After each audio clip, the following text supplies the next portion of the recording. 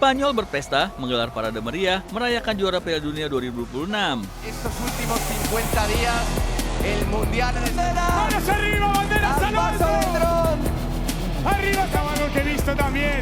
¡Banderas arriba! Sehari setelah menentukan Argentina di partai final, skuad La Furia Roja disambut bak pahlawan saat kembali ke tanah air.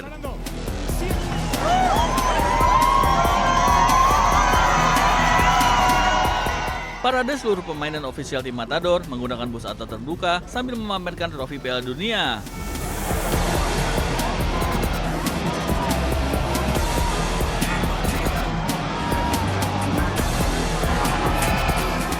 Sepanjang parade, para pemain tak henti-hentinya melambaikan tangan, mengabadikan momen dengan telepon genggam, dan berbagi kebahagiaan bersama para pendukung. Nyanyian serta yel-yel mengiringi perjalanan tim juara dunia.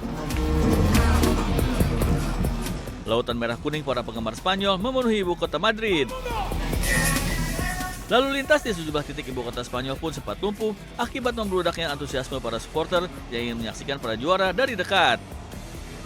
Perjalanan ini menjadi penutup sempurna perjalanan gemilang Spanyol di Piala Dunia 2026.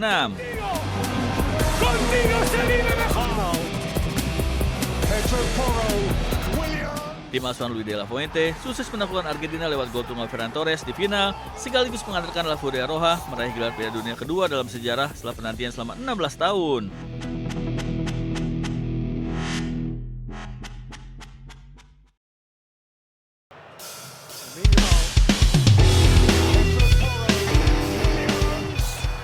Timnas Spanyol terus menorehkan sejarah.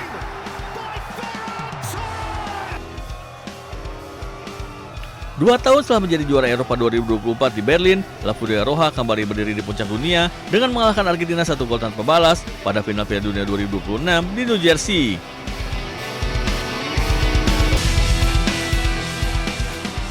Kesuksesan terbaru ini menegaskan dominasi sepak bola Spanyol baik di level putra maupun putri.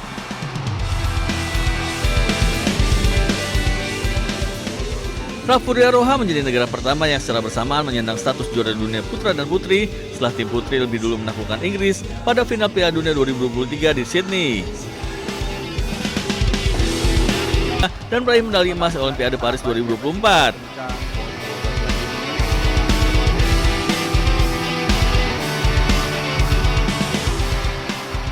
Sementara itu, tim putri berhasil memenangkan UEFA Women's Nations League pada 2024 dan 2025. Dominasi Spanyol semakin terlihat 5 tahun terakhir.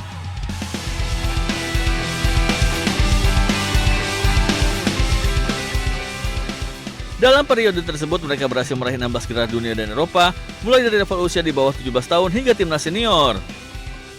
Spanyol berhasil menjaga konsistensi dalam pembinaan pemain di semua jenjang. La Furia Roja sekali lagi membuktikan diri sebagai salah satu dinasti terbesar dalam sejarah sepak bola dunia.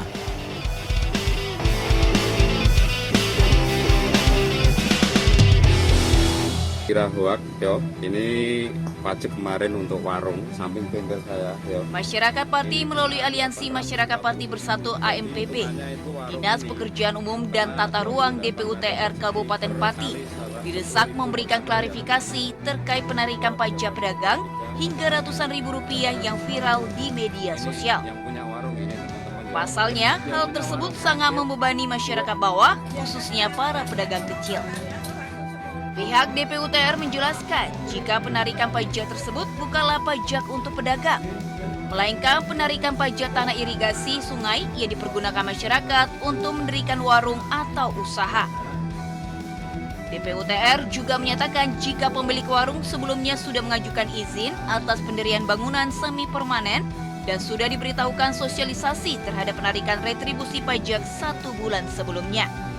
Sebetulnya kalau itu dikatakan tidak ada sosialisasi 1 bulan sebelumnya sudah disampaikan gitu, teman-teman semua. Jadi karena yang bersangkutan juga ke sini dan sudah mengajukan surat ini, kita buatkan juga untuk dengan lokasi, ada dengan lokasi juga. Mungkin di lapangan petugas kami di dalam menyampaikan itu mungkin bisa juga kurang jelas atau ya bersangkutan juga belum paham sehingga timbul miskomunikasi. Jadi maksudnya itu sebetulnya adalah retribusi perizinan penggunaan tanah aset PUDA, ujungnya jadi pajak warung, terus dia berubah ke sana ini pajak warung. DPUTR menjelaskan penarikan biaya ratusan ribu pada warung bukanlah pajak warung, melainkan retribusi resmi, yakni pajak tanah irigasi pengairan di lahan tempat warung tersebut berdiri. Dari Pati, Jawa Tengah, Vindi Agil, iNews melaporkan.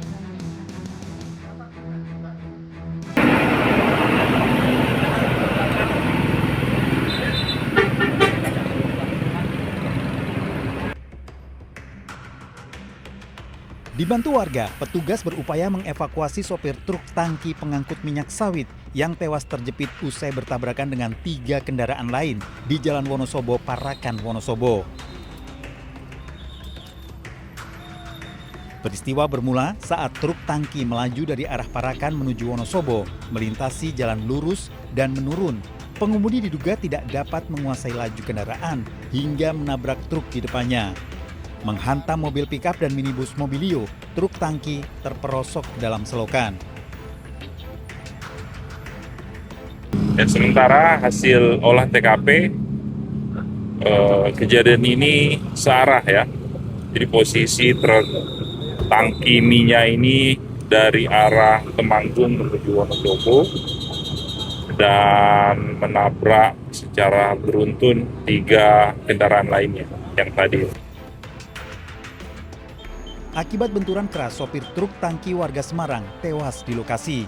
Sementara 3 korban luka lainnya saat ini masih dalam perawatan intensif di rumah sakit. Arus lalu lintas sempat macet selama proses evakuasi berlangsung. Dari Wonosobo, Jawa Tengah, Didik Dono Hartono, iNews melaporkan.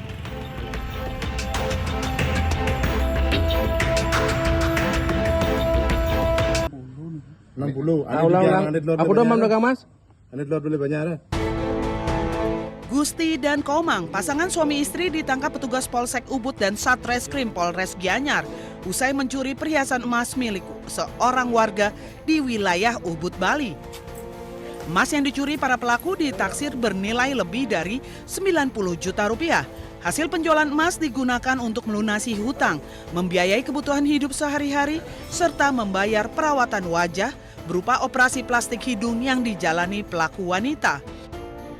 Modus kedua pelaku mendatangi rumah calon korban dengan berpura-pura menanyakan lokasi klinik kecantikan atau tempat perawatan kuku. Saat mengetahui rumah dalam keadaan sepi, pelaku wanita masuk ke dalam rumah dan mengambil emas perhiasan korban. Sementara si suami berjaga di luar rumah sekaligus memantau situasi.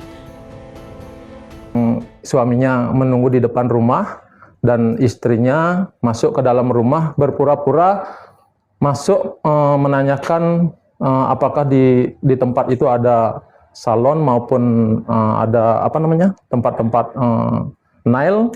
Jadi apabila tempat itu kosong dia memanfaatkan situasi. Kalau situasi kosong, dia mengambil barang-barang penting korban, seperti emas. Atas perbuatannya, kedua pelaku terancam hukuman 7 tahun penjara. Dari Gianyar, Bali, Ketut Catur Kusumaningrat, iNews melaporkan.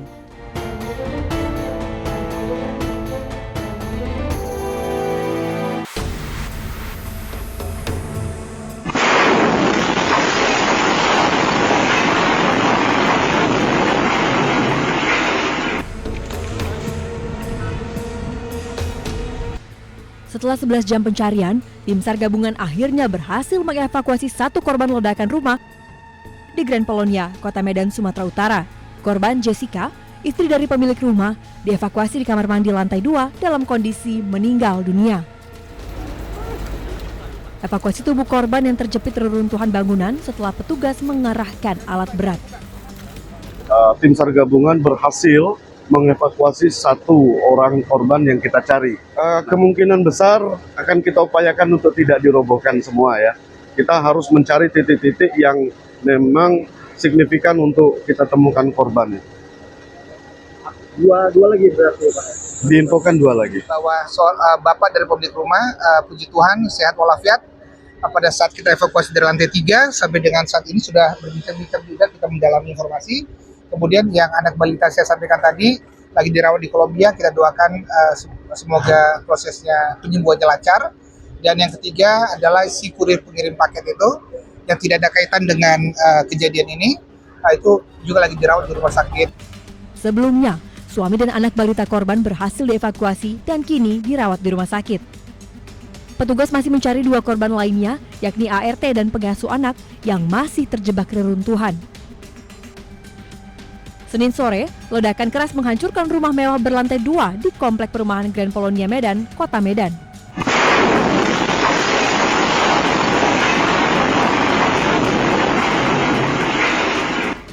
Ledakan terjadi saat sejumlah pekerja sedang merenovasi bangunan. Sejumlah kendaraan ringsek tertimpa reruntuhan bangunan. Beberapa pekerja berhasil menyelamatkan diri. Kecampaknya enggak bang, saya begitu langsung ada suara gitu langsung lari kami 6 orang. Itu serpian kaca dari sana tembak kemari. Pastinya di dalam itu ada sekitar 4 orang pembantu. Masih di dalam.